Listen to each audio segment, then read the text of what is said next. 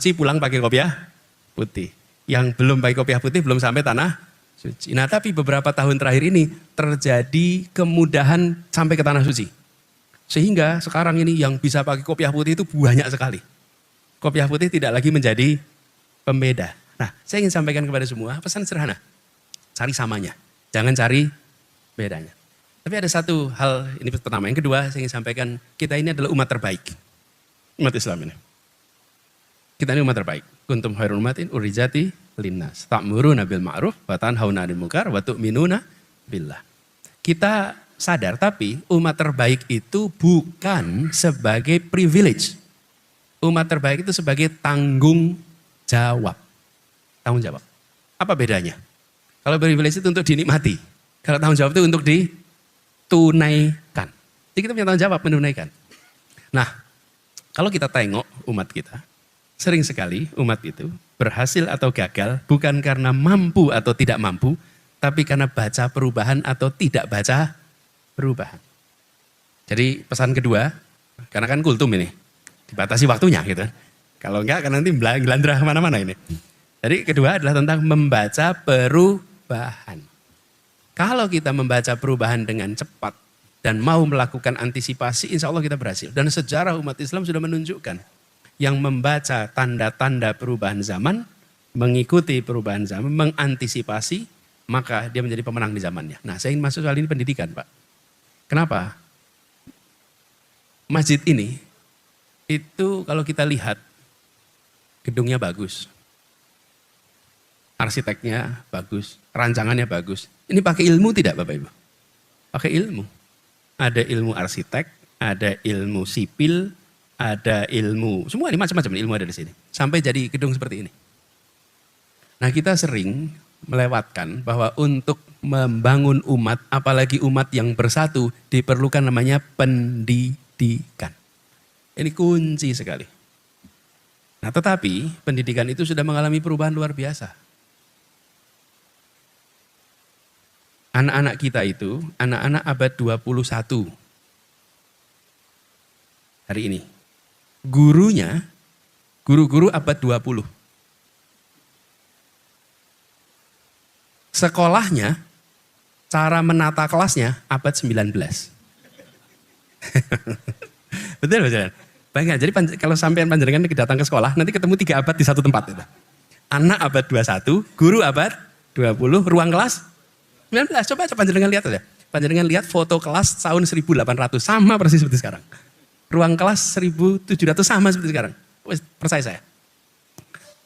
Betul enggak? Nah kita lihat sekolah-sekolah Islam semua. Sekolah-sekolah Islam apa yang terjadi? Itu terjadinya.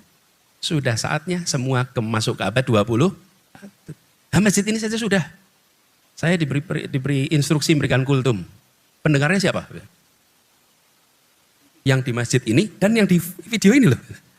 Ini kan abad 21 ini. Betul ya? Saya boleh bilang halo semuanya. Itu abad 21 nonton. Sama yang pegang-pegang HP live streaming ini semua. Kita masuk di abad 21. Ini satu pesan sederhana.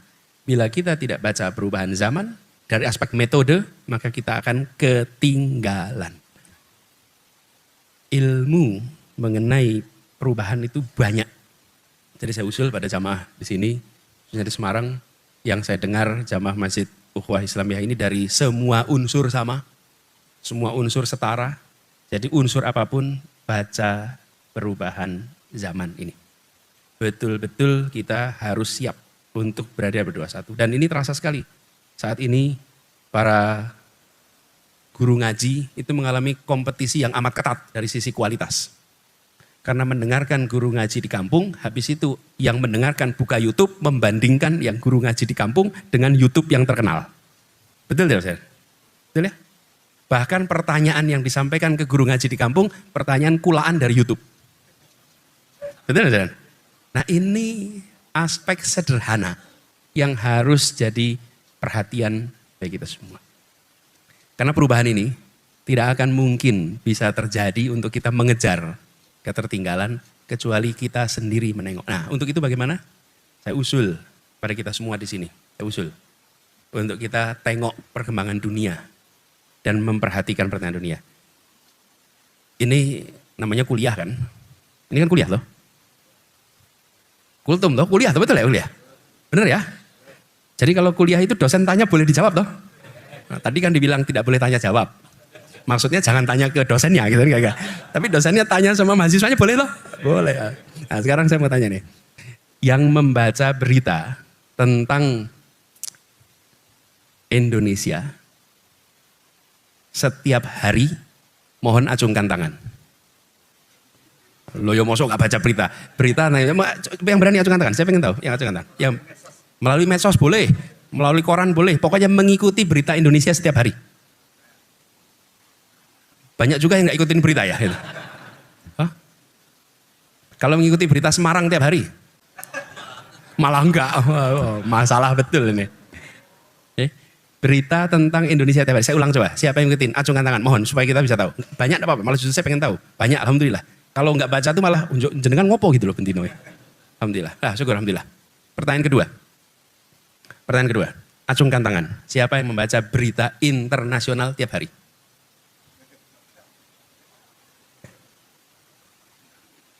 Siapa di antara itu yang baca berita internasional di luar Palestina setiap hari?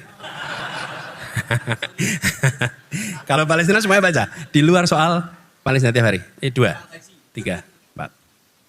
Ini salah satu persoalan yang kita hadapi. Kita bukan tidak mampu, tapi kita tidak membaca apa yang sedang terjadi di luar begitu cepat. Bulan depan adalah haji.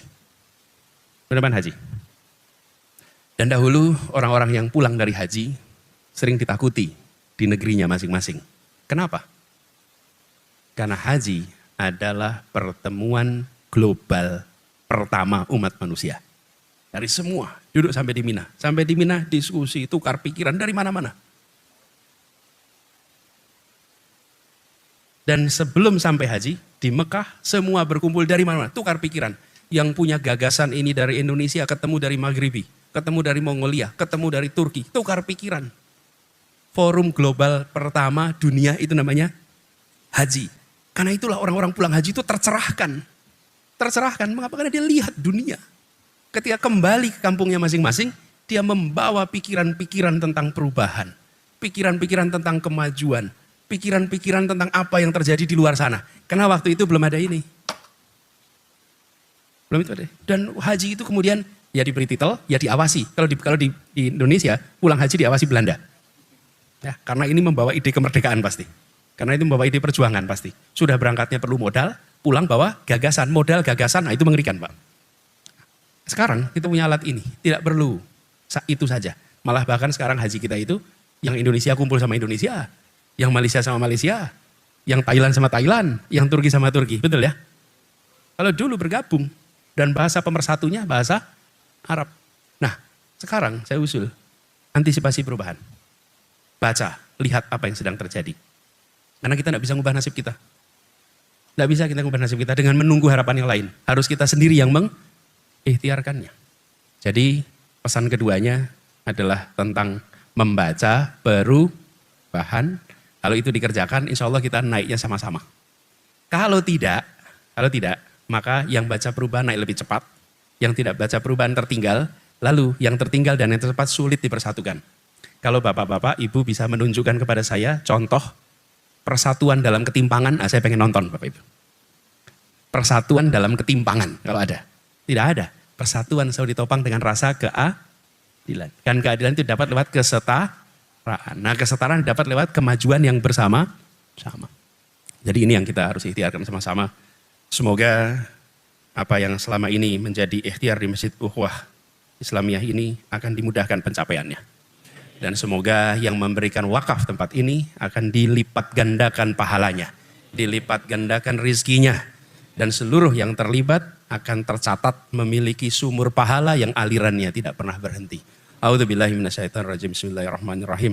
Allahumma sholli wa sallim wa barik ala sayyidina Muhammad wa ala alihi wa ashabihi ajmain. Rabbana la tuzigh qulubana ba'da idh hadaitana wa hab lana min ladunka rahmah innaka antal wahhab. Rabbana hab lana min azwajina wa dzurriyyatina qurrata a'yun waj'alna lil muttaqina imamah waj'alna lil muttaqina imamah waj'alna lil muttaqina imamah. Rabbana la tu'akhidna in nasina aw akhtana. Rabbana wa la tahmil alaina isran kama hamaltahu 'alal ladzina min qablina. Rabbana wa la tuhammilna ma la taqata lana bih wa'fu anna waghfir lana warhamna anta maulana fangsurna 'alal qaumil kafirin fangsurna 'alal munafiqin fangsurna 'alal zalimin. Rabbana atina fid dunya hasanah wa fil akhirati hasanah wa qina adzabannar. Subhana rabbika rabbil izzati amma yasifun wa salamun alal mursalin walhamdulillahi rabbil alamin. Assalamualaikum warahmatullahi wabarakatuh. Halo teman-teman, berjumpa bersama saya di Politik Dangi. Kalau kita melihat bagaimana pidato Pak Anies Baswedan ya, sangat luar biasa, sangat mantap teman-teman. Bagaimana beliau selalu membawa perdamaian, selalu membawa harapan ya bagi bangsa negara kita Indonesia. Kalau kita lihat Pak Anies teman-teman ya, kita selalu bangga dengan beliau sebab gagasan perubahan ya, bagaimana beliau adalah harapan bagi bangsa ini. Semoga saja Pak Anies Baswedan ini menjadi pemimpin ke depan ya, menjadi presiden tahun 2029. Dan kita harapkan juga bahwa Pak Anies Baswedan ini bakal menjadi tokoh yang membawa Indonesia ke perubahan yang lebih baik. Kita sangat sayangkan ya bagaimana Pak Anies Baswedan yang mumpuni ya, sebenarnya lebih baik daripada menteri-menteri yang ada saat ini teman-teman ya. Kita harap Anies itu bekerja sama dengan Prabowo Subianto ya untuk meniti karirnya menjadi seorang menteri ya. Ya kalaupun